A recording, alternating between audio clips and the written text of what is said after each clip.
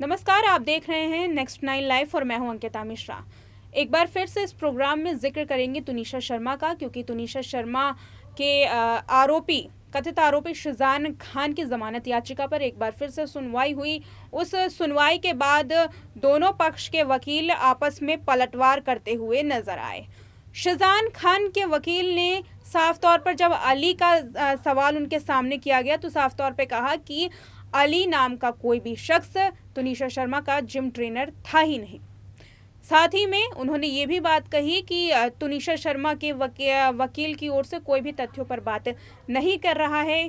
क्या क्या उन्होंने आरोप लगाए और किस तरीके से सवालों का डट करके जवाब दिया, इस रिपोर्ट में देखिए। I am confident Sheezan Mohammad को परसों बेल मिल जाएगी। पुलिस की क्या इन्वेस्टिगेशन ठीक तरीके से नहीं हुई? क्योंकि बहुत सारी बातें तो अब जाके आप लोगों की जिक्र के दौरान सामने आ रही है कि लास्ट कॉल किसका था। आज खुद उनके वकील ने कहा कि लास्ट कॉल तो माँ को किया गया था, छुट्टी पर जाने की बात थी। तो क्या पुलिस के जाँच पर भी सवाल उठते हैं? देखिए, डे 1 से हमने भले पुलिस स्टेशन में या हमने कोर्ट में कॉपरेशन दिखाया है क्योंकि किसी की जान गई थी, but power of arrest has been misused. ये मैंने मेरे हर वक्तव्य में, हर इंटरव्यू में कहा है।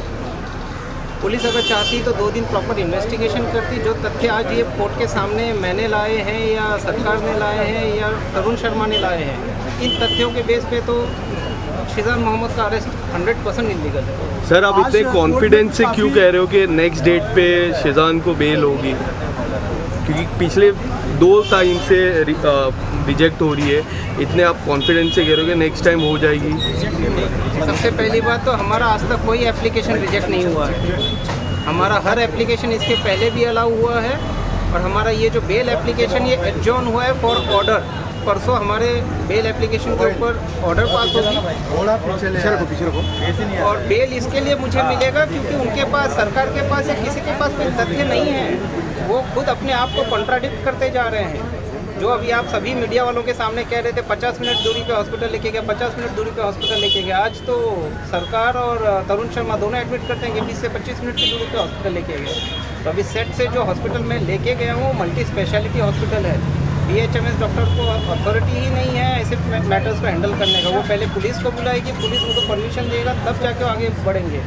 मल्टी स्पेशलिटी हॉस्पिटल में पहले जान बचाने का कोशिश करेगा और उस समय जो जिसको पूछ के जो नज़दीक का हॉस्पिटल मिला हमें, हम नज़दीक के हॉस्पिटल में ही गए हैं।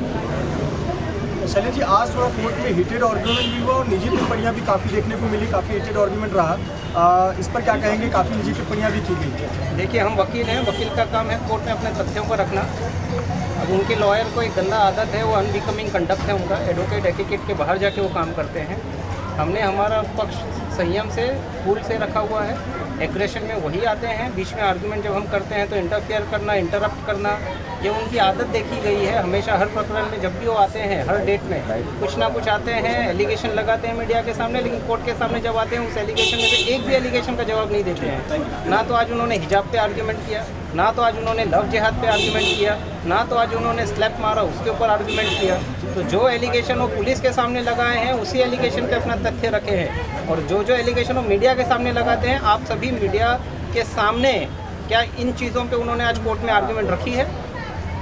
एक उस दिन आपने सोमवार को अली का मुद्दा उठाया था। आज ये कह रहे थे कि अली जो है वो जिम ट्रेनर है और नोन फ्रेंड है जिससे उसने बात की और वहाँ से आखिरी कॉल की।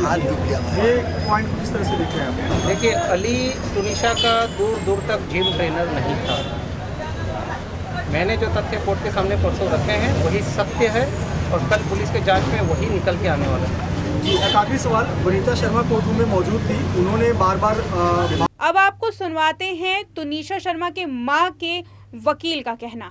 तुनिशा शर्मा के मां के वकील ने जिक्र किया अली का, जिक्र किया तुनिशा के पैसों का, क्योंकि यहाँ पर उन्होंने मांग की है तुनिशा शर्मा के पैसों की जांच पड़ताल करने की। उन्होंने कहा है कि इसकी भी जांच होनी चाहिए कि क्या तुनिशा शर्मा के पैसे उन पर खर्च किए जा रहे थे या फिर खर्च करने वाला कोई और था, हड़पने वाला कोई और था। और साथ ही अली का जिक्र कैसे आया, कैसे अली नाम का जो पूरा पहलू है वो कोर्ट के सामने आया, इस बात पर भी जिक्र हुआ। दोनों ही वकीलों ने आपस में पलटवार किया। क्या कुछ कहा तुनिशा शर्मा के मां के वकील ने, देखिए इस रिपोर्ट में। ये आज की कार्रवाई से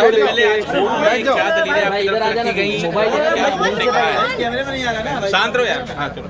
जिस प्रकार आज कोर्ट ने तारीख रखी थी हमारी दलीलों के लिए, सरकारी वकील ने भी अपनी दलील रखी और हमने भी हमारी दलील रखी, तो जस्ट जो हमारा जो आर्ग्यूमेंट था वो आज हमने रेस्ट कर दिया, हमने ख़त्म कर दिया है। उसमें हमने जजमेंट भी, सपोर्टिंग जजमेंट भी दिए। हमारा आर्ग्यूमेंट जो था वो एक ही विषय पे था, that is called last scene theory.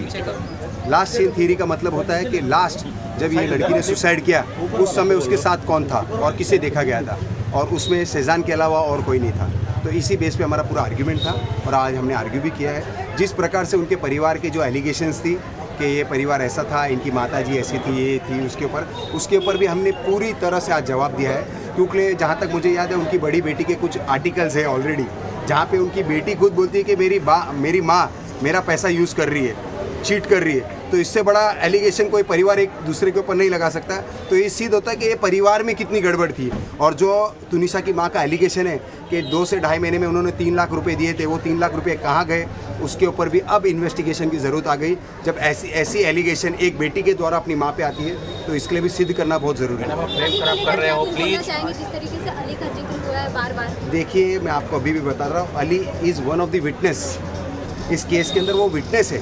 उसके बारे में आधी जानकारी होने के कारण कुछ मीडिया पत्रकारों ने मिड डे करके कोई कंपनी जिसने कुछ प्रिंट किया, जिसके कारण उनके वकील ने पूरा आर्ग्यूमेंट ही कर दिया। वो मिड डे ने इन्वेस्टिगेशन की है जिस पे उन्होंने आर्ग्यू किया है।